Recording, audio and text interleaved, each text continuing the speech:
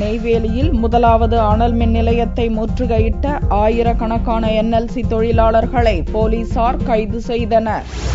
NLCயின் 5% பங்குகளை மத்திய அரசு விற்கும் நடவடிக்கையை கண்டித்து தொழிலாளர்கள் நடத்தும் போராட்டம் உச்சக்கட்டத்தை அடைந்துள்ளது. 7வது நாளாக நீடிக்கும் இந்த போராட்டத்தில் அனைத்து தொழிற்சங்கங்களும் ஆதரவு தெரிவித்துள்ளன. தொழிலாளர்களின் போராட்டத்தை திரும்ப பெறுவது குறித்து நடத்தப்பட்ட பேச்சுவார்த்தையும் தோல்வியை சந்தித்தது. இந்நிலையில் செவ்வாயன்று கீழ்பாலம் அருகே திரண்ட ஆயிரக்கணக்கான தொழிலாளர்கள் அங்கிருந்து ஊர்வலமாக முதலாவது அனல் மின் நிலையத்தை முற்றுகையிட வந்தனர். அப்போது வடக்கு மண்டல DIG கண்ணப்பன் தலைமையில் பாதுகாப்பு பணியில் இருந்த போலீசார் தொழிலாளர்களை கைது செய்தனர். இதற்கிடையே பங்கு விற்பனை முடிவை கைவிடும் வரையில் தங்களுடைய போராட்டம் தொடரும் என்று தொழிற்சங்கங்கள் அறிவித்துள்ளன. மத்திய அரசு ஒன்று பங்கு விற்பனையை தடுத்து நிறுத்த வேண்டும். இல்லை என்று சொன்னால் தமிழகத்தோட முதலமைச்சர் மாண்புமிகு புரட்சித் தலைவர் அம்மாவுடைய வேண்டுகோளை ஏற்று இன்றைக்கு தமிழகத்தில் இருக்கின்ற பொதுத்துறை நிறுவனங்கள் அந்த பங்குகளை வாங்கிக் கொள்ளலாம் என்று சொல்லியிருக்கின்றார்கள். அதற்கும் செவி சாய்க்க வேண்டும். இல்லை என்று சொன்னால் வேலை நிறுத்தம் என்பது தொடர்ந்து நடைபெறும்.